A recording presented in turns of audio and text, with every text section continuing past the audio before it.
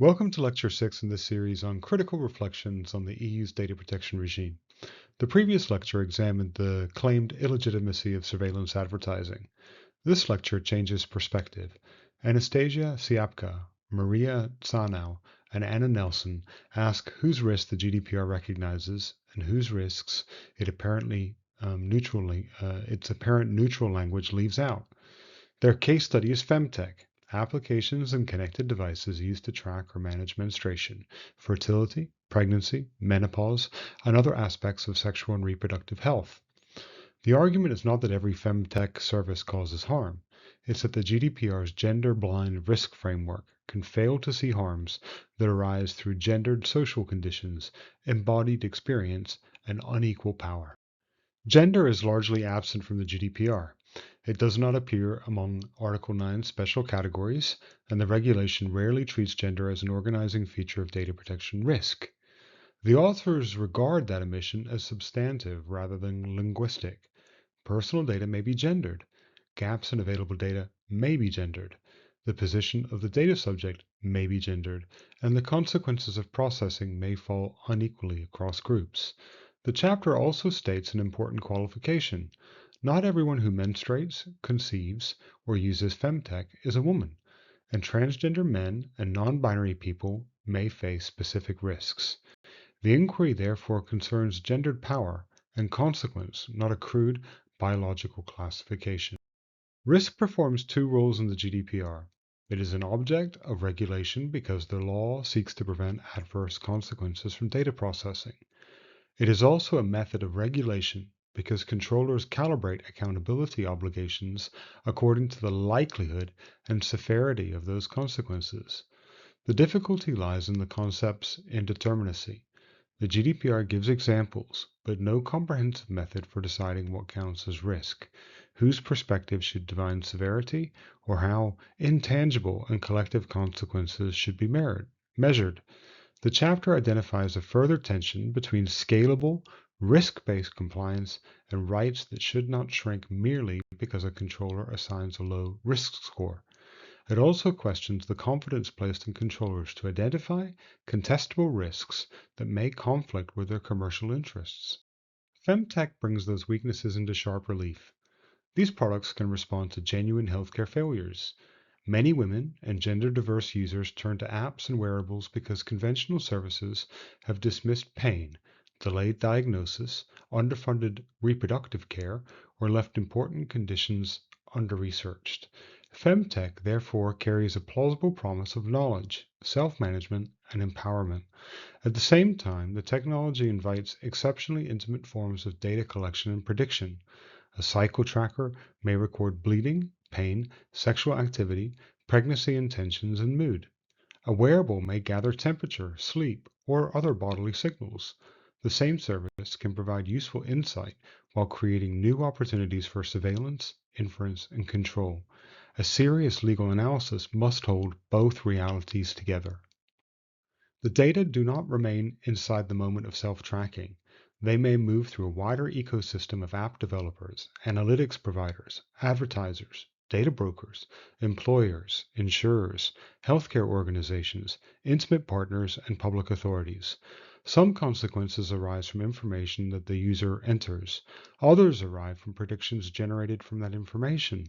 The chapter therefore treats Femtech as a structural problem, not merely a question of whether an individual read a privacy notice. Business models, inferred characteristics, and onward access can redistribute power well beyond the user interface. That broader setting also exposes the limits of the GDPR's familiar categories. Consent to a named controller does not necessarily capture the influence of funders, commercial partners, or state demands that sit outside the user's immediate view. The authors define gendered risks as risks to the rights and freedoms of natural persons related to gender that arise from personal data processing. They then widen the analysis beyond the GDPR's atomistic emphasis. Individual risks concern adverse effects on a particular person, such as discrimination, exposure, or loss of control. Embodied risks concern bodily integrity and recognize that in reproductive and sexual settings, the separation between data and the body can become artificial.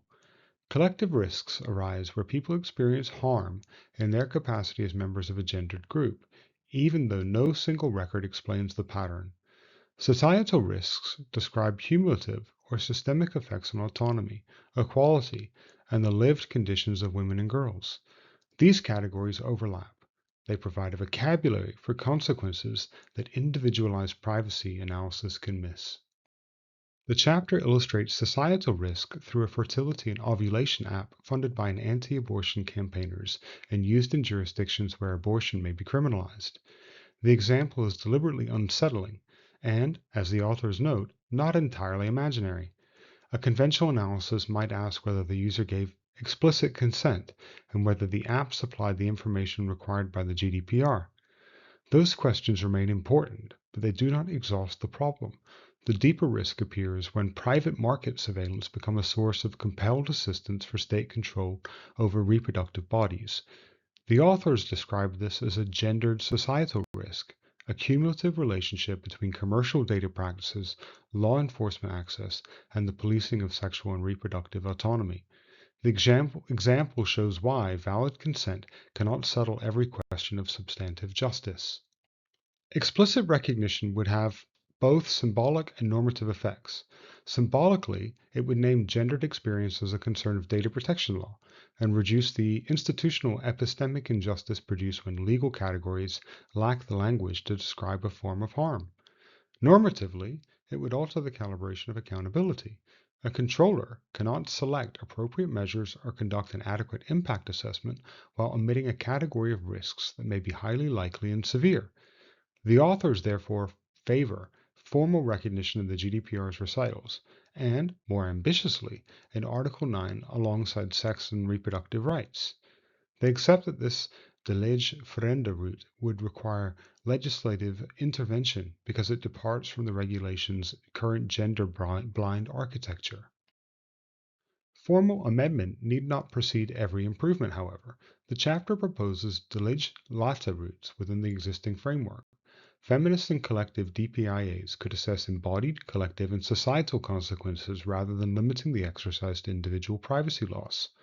Article 35.9 could support meaningful participation by affected groups, provided controllers treat consultation as a source of knowledge rather than a procedural gesture.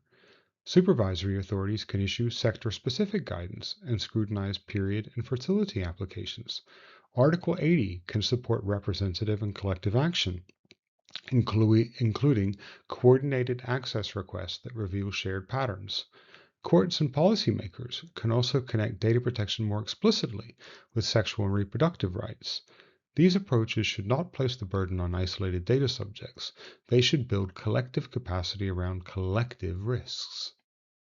A core takeaway from this chapter is that gender-blind risk framework can reproduce gendered harm because it asks the wrong questions about whose risks count. The chapter does not abandon the GDPR's risk-based approach. It reimagines that approach by giving it a wider, social, embodied, and collective field of vision. Femtech supplies the case study, but the analytical lesson extends across data-driven systems. Don't forget to check out the next video in this series, where we follow the Schrems litigation from Safe Harbor and Privacy Shield to the EU-US data privacy framework and ask whether the new redress mechanism can satisfy Article 47 of the Charter.